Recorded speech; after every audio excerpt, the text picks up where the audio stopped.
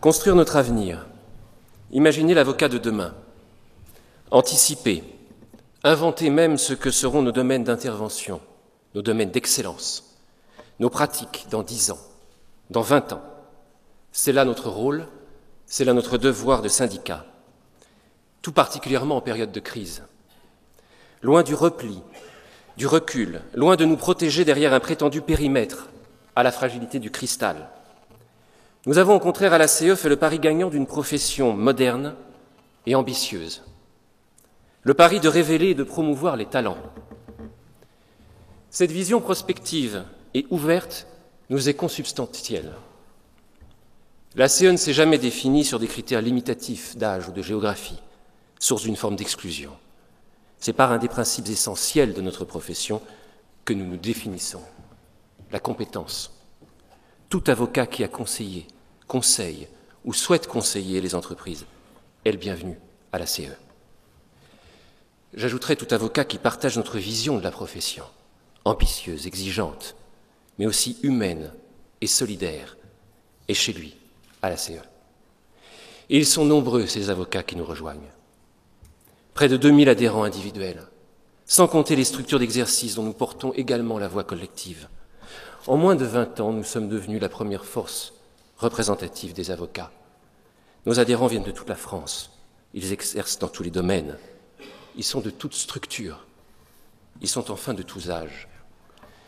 À l'image parfaite du barreau de France, nos adhérents ont maintenant moins de 40 ans en moyenne. Les jeunes avocats conseillers d'entreprise sont chez nous. Oui, nous sommes absolument, parfaitement représentatifs. Il nous reste à le traduire dans les urnes et à devenir la première force électorale. Les élections au Conseil national des barreaux se tiendront le 6 décembre prochain. J'en appelle à votre mobilisation. Il est primordial, tout particulièrement cette année, que vous alliez voter et que vous fassiez voter pour la CE. Voter, c'est d'abord l'exercice de notre démocratie professionnelle. Nous choisissons nos élus au suffrage universel direct. Je le dis avec gravité, ce droit ne nous est pas garanti. Vous avez entendu une voix un peu dissonante il y a quelques minutes, amicale mais dissonante. Certaines voix donc, et non des moindres, veulent exclure les syndicats du Conseil national pour qu'ils ne soient composés que d'élus ordinaux. Je pense personnellement, et la CE pense collectivement, que ce suffrage universel, devenu indirect, serait la mort programmée du Conseil national des barreaux. Il s'éloignerait des avocats, il perdrait sa représentativité. Nous avons besoin du Conseil national, je crois moi aussi, nous croyons à un Conseil national fort, mais il sera fort parce qu'il nous représente tous et parce que nous choisissons directement ses membres. Je tiens également à mettre en garde ceux qui portent en ce moment contre le Conseil national une critique systématique, une critique qui ne se contente pas de secouer, de motiver, mais qui au contraire déstabilise. Ceux-là font le jeu de nos concurrents, qui eux sont organisés et qui eux savent parler d'une seule voix.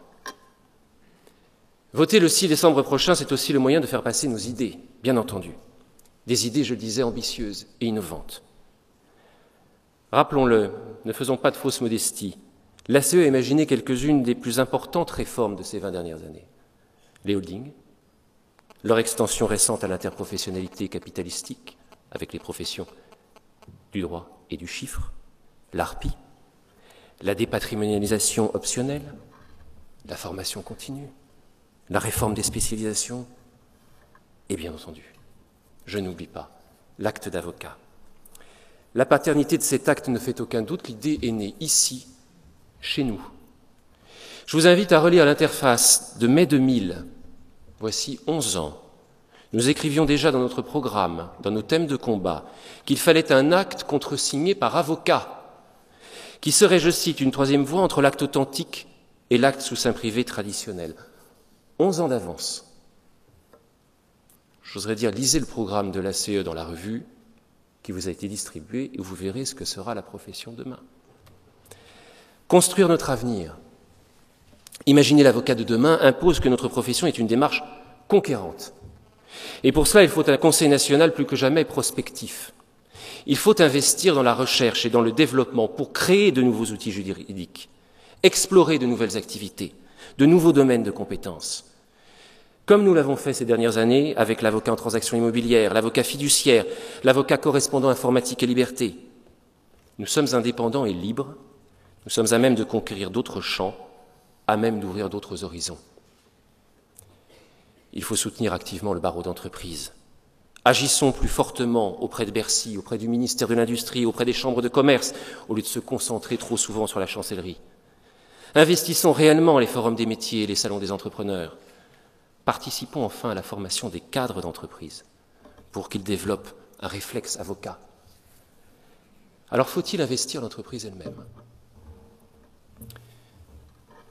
Je dois préciser que l'ACE n'a jamais prôné, on entend cette rumeur circuler en période électorale, c'est facile de caricaturer les propos. Nous n'avons jamais prôné une fusion en tant que telle entre avocats et juristes, quelle que soit l'amitié que nous pouvons porter aux juristes d'entreprise. Nous avons prôné l'instauration d'une liberté supplémentaire pour les avocats. La liberté pour eux de conserver leur statut si leur carrière les conduit à intégrer une entreprise. Ce serait sans doute un moyen de développement politique et économique de notre profession. J'en suis convaincu. Mais le débat n'est plus là aujourd'hui, pour le moment.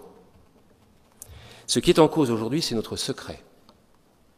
Le rapport de Michel Prada propose que l'avocat en entreprise ne bénéficie plus de secret absolu, mais d'un simple legal privilege.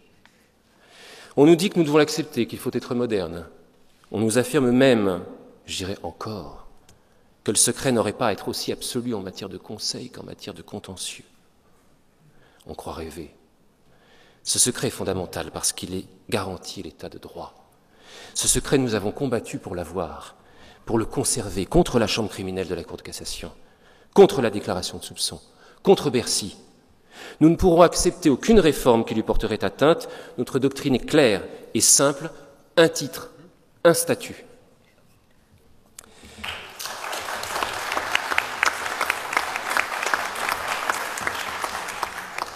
Prospective pour une profession conquérante, le Conseil national doit aussi être puissant pour que notre profession soit mieux respectée. Il faut défendre sans relâche notre titre, notre activité, notre secret, je le disais. Il faut rendre aussi, coup pour coup, aux attaques d'une concurrence de plus en plus dure, parfois déloyale, parfois même, hélas, je le regrette, aux attaques de professions amies, avec lesquelles nous préférerions avoir au contraire une relation plus constructive. Je pense là, vous l'avez compris, aux notaires. On en a parlé plusieurs fois ce matin. Je tiens à saluer la présence du secrétaire général du Conseil supérieur du notariat qui est ici présent. Nous avons des relations excellentes avec M. Roussel, je le dis devant vous. Je comprends bien l'intérêt économique qu'il y a à vouloir étendre son monopole, comme il y a quelques jours encore pour les sociétés à prépondérance immobilière. Mais enfin, on sait bien que le monopole est une sécurité un peu sclérosante, qui relève du passé, qui n'a pas d'avenir. La concurrence est désagréable, certes, elle perturbe sans doute, elle déstabilise, oui, mais elle stimule surtout. La concurrence pousse à rechercher plus de compétences, plus d'excellence, au lieu de s'empoussiérer dans ses certitudes. Est-ce bien sérieux aussi de critiquer la qualité des actes d'avocat, à longueur d'articles de presse ou de pages de publicité? Cela fait des siècles que nous rédigeons. Ça ne date pas de la fusion, de la création de la nouvelle profession, cela fait des siècles. Nos actes sont les plus sûrs qui soient. L'autorité de la concurrence l'a clairement dit, non seulement nous apportons les garanties de notre formation et de notre déontologie, mais notre maîtrise de contentieux nous permet, mieux que d'autres professionnels, d'anticiper d'éventuelles difficultés rédactionnelles. Nous sommes les seuls à maîtriser conseil et contentieux. Nous sommes dès lors les seuls à vraiment à même d'intégrer la prévention du risque judiciaire dans notre conseil. Et c'est cela, et rien d'autre, un acte sûr, un acte efficace. C'est un acte qui anticipe les difficultés et qui les prévient. Toutes ces attaques sont tristes. Elles sont tristes parce qu'elles expriment un dépit et pas une ambition. Elles sont tristes parce qu'elles paraissent un peu mesquines à l'heure de l'interprofessionnalité. Elles sont tristes surtout parce qu'elles font le jeu des professionnels non réglementés. Elles font le jeu des officines. Elles font le jeu des braconniers du droit. pendant que nous nous étrions, offrant un piètre tableau aux usagers du droit, à nos clients, ces braconniers se développent, ces braconniers conquièrent des marchés en se faisant passer pour ceux qu'ils ne sont pas, en se faisant passer pour des conseils. Le titre même de conseil provoque toutes les convoitises, nous le savons. Pour le protéger, l'ACE a obtenu cette année au Conseil national que les titulaires de spécialisation puissent porter le titre de conseil. Conseil fiscal, conseil en droit des sociétés, conseil en droit social, conseil en droit pénal, pourquoi pas, pour faire de la vraie prévention. Tout cela n'est pas anodin, loin s'en faut. Derrière le titre, c'est l'activité qui est en cause. L'activité la plus concurrentielle, la plus convoitée, mais parce que c'est aussi l'activité qui a le plus d'avenir. Le respect de notre profession passe aussi par la juste contrepartie financière de nos interventions.